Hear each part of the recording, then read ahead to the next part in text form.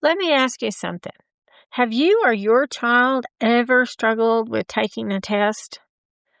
Does test anxiety become so overwhelming that it feels like your brain wants to shut down? Is that something that your child has said to you? Well, if so, you are in the right place today. Hi, I am Dara, and I am so glad that you have joined me here on my podcast, Designed to Win. Today, I'm going to be talking about test anxiety, what it looks like, and some very practical ways you and your child can do some things to help relieve the anxiety and do the best they can possibly do. So let's just dive right in.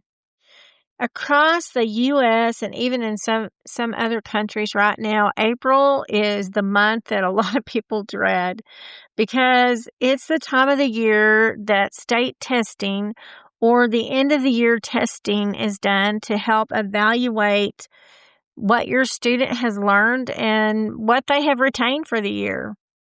This is when the pressure really begins to build in your child and at home and with the parents. And that pressure often shows up in different ways in each student. You may see things like avoidance for wanting to even talk about it, much less study for it. You may see a lot of procrastination going on, definitely emotional outburst, frustration, or, even shutting down. I had a child who got sick and threw up all the time. Every time you even mentioned the end of the year state testing, he got sick and would get nauseated and throw up. But many students that experience test anxiety, they aren't always as obvious as the being sick to your stomach or procrastinating or the other things I mentioned. Some have anxiety, but it shows up in the form of, well, they know the material and they know the material, but for some reason they can't get it down on a piece of paper. And when they go to take the test, they think they're prepared and they're ready to take it, but they get in there to take the test and they freeze up and they just go blank. Or they get in there and they start taking the test, and every question they second guess. They know the answer, but they second guess the answer. Or they do like one of my children did and rush through it just to get it done and over with. Whether they know the answers or not, they just circle in the little bubbles and do it just to get it done. And parents often begin to wonder, why can my child do the work at home, but they can't seem to take a test? They know that their child knows the material, but they go to take a state test and it looks like they haven't learned anything the entire year. I know what that's like because I've been on that side of it as a parent, and I've also seen it on the side of an educator, a teacher in the classroom giving these tests. Test anxiety, honestly, is not just about taking the test. It really is about what is going on inside your kiddo, inside your student. For many students, especially those with learning differences, which I know exactly what that's like, processing may take a lot longer for them, and that's okay. Reading can feel very overwhelming to them, especially if they're dyslexic and that's an area that they struggle with.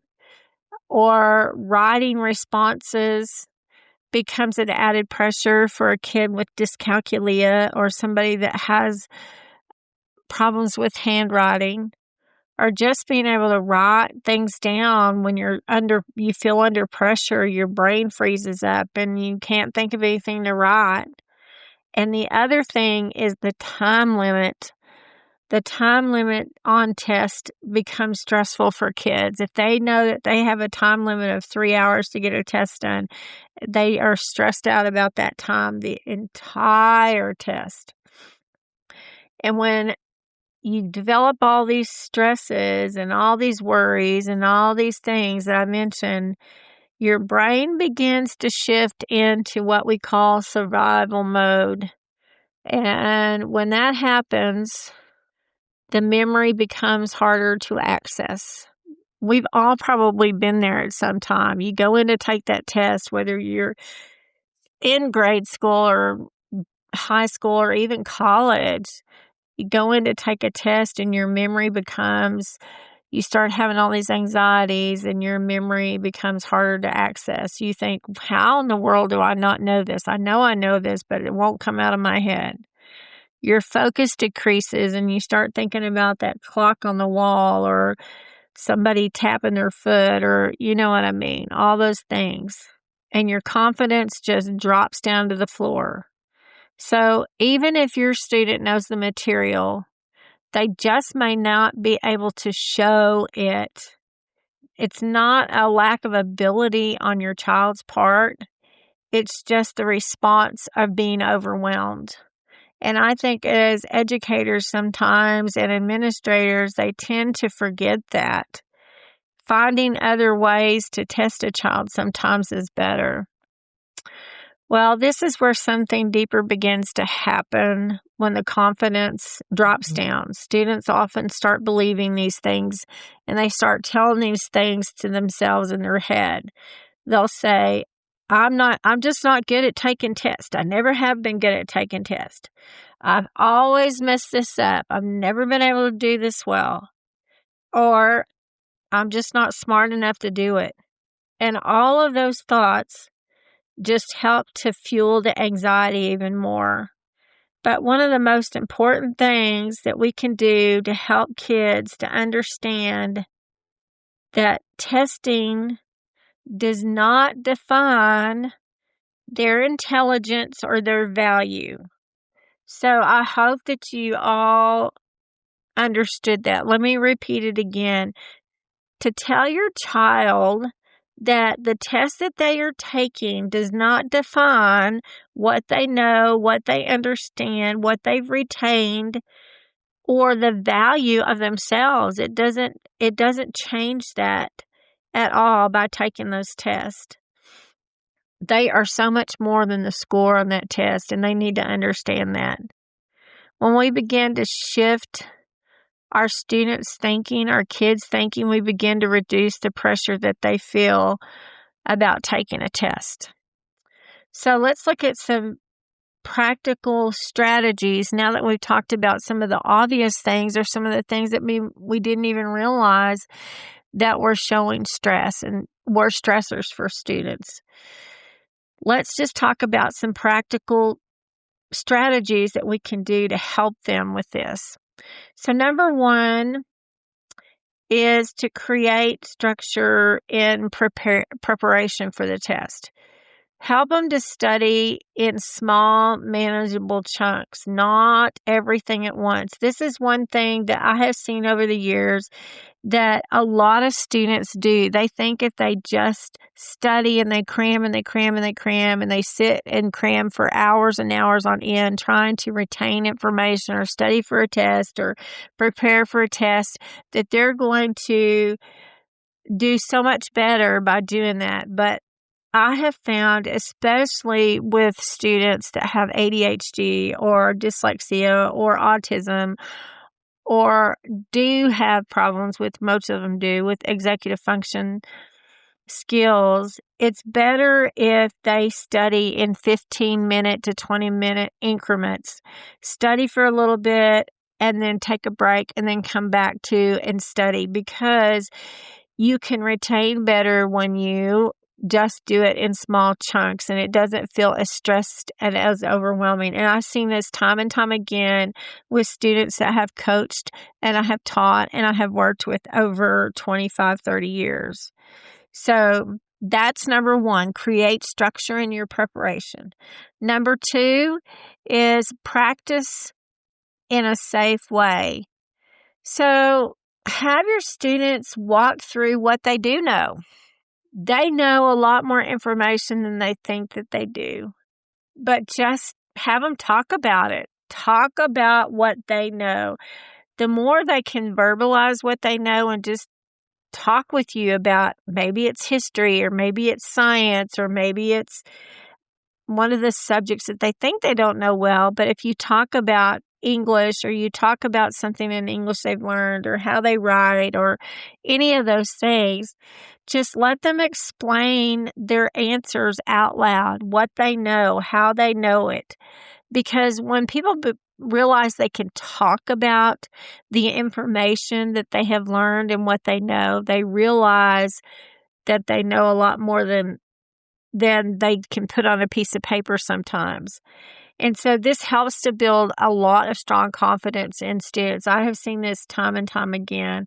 I have even given students verbal tests before because they were so unable to put it down on a piece of paper. But when I asked them the questions that were on a test, they could verbally tell me what the answer was. It was just getting it on that paper while they were actually taking the test. It's very interesting. All right, so let's go on to the third strategy I have for you today, and it's reduce the pressure. It's really important that we remind them that they don't have to be perfect. There's no expectation for them to make a perfect score on the test, and they just need to do the best they can possibly do. Just go in there and do the best they can do. And if they've done the best they can do, then they will really do a lot better on the test than they think they can. And number 4 is the last one I'm going to give you today, is that some students will benefit from accommodations or modifications or adjustments when they do take tests. And it's really important that those things be considered. And for some students, it's like a huge relief and a huge relief of stress off of them, that they can be able to be in a very quiet environment, that there's not ticking noises around or loud noises around, or they're not near a place where it's not super quiet. Sometimes just moving them into a space where they might be in a smaller group setting where there's only a few of them in the testing area helps them to feel less overwhelmed. Just taking time to teach them some calming techniques like breathing.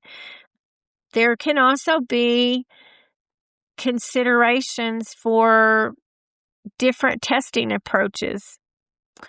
And I think I've mentioned this previously at the beginning of the podcast. I've done that before, where we have given students the opportunity to give answers on a test verbally and give verbal responses, to do one-on-one testing with a student where they come in before or after school to do testing. Now, on some of the state testing, they can do more of one-on-one, but they can put a student in a classroom with a few other people and do testing with them and allow them to have things read to them where they understand them better, and give them opportunities to be able to give answers back to a teacher or the proctor for the test.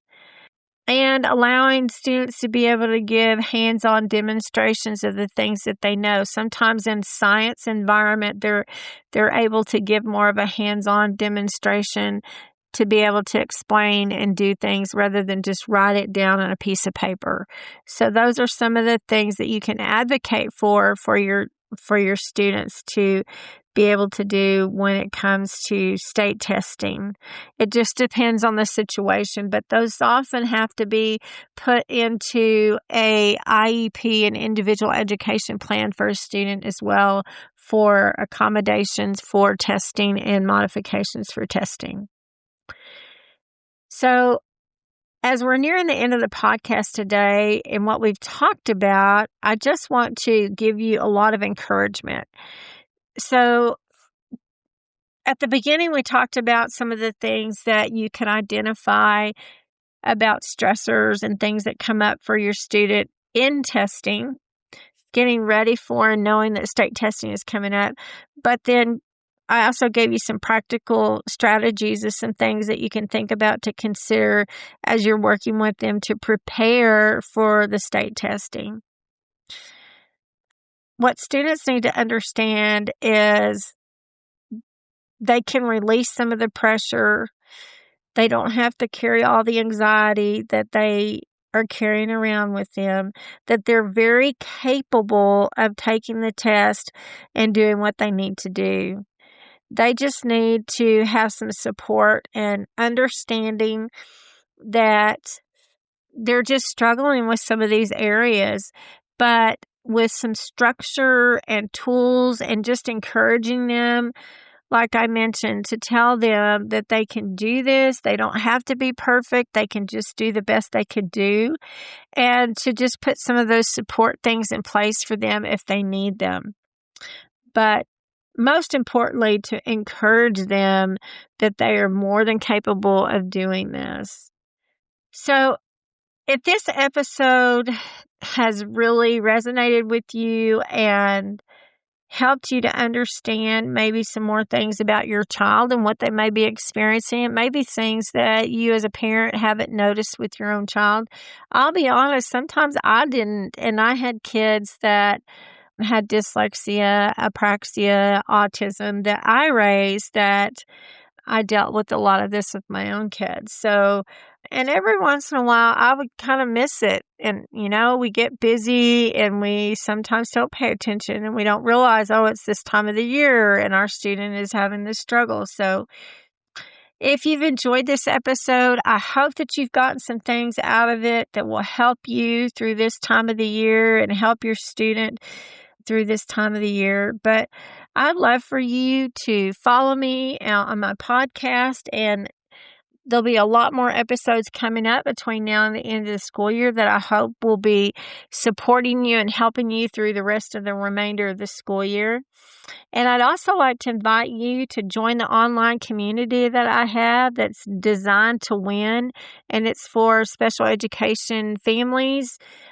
And it's just a support group, basically, to get on there. I post things on there, information on there that can help you with supporting your child with learning differences, whether it's about questions that you have or just being able to share experiences that you've had that you might want to share with somebody else that has helped you to be able to navigate these things. And right now, if you have any other ideas or any things that you have used that I didn't mention, please feel free to go onto the community or even on to the podcast or website and post those information that somebody else might be helped through the things that you and your family have gone through. So feel free to do that. I'd love to hear from other people and hear what you've experienced and what you've gone through and what has worked for you. So next week, we're going to be talking about something that a lot of families are facing as we move towards the end of the school year. And that is basically, how do you survive till the end of the school year without stress and overwhelm? And we're just going to talk about surviving to the end of the school year. Some of y'all are in a place of trying to play catch up. And I mentioned that in a previous podcast a few weeks ago about how to do that. You can go back and listen to that podcast. So I want to thank you very much for being here with me today. I'm so glad that you were here. And I just ask that you remember that as you're going through this month and to the end of the school year, just remember that every student, your child and mine, every one of them has strengths. They have great value of who God made them to be. And every one of them was designed to win. Until next time.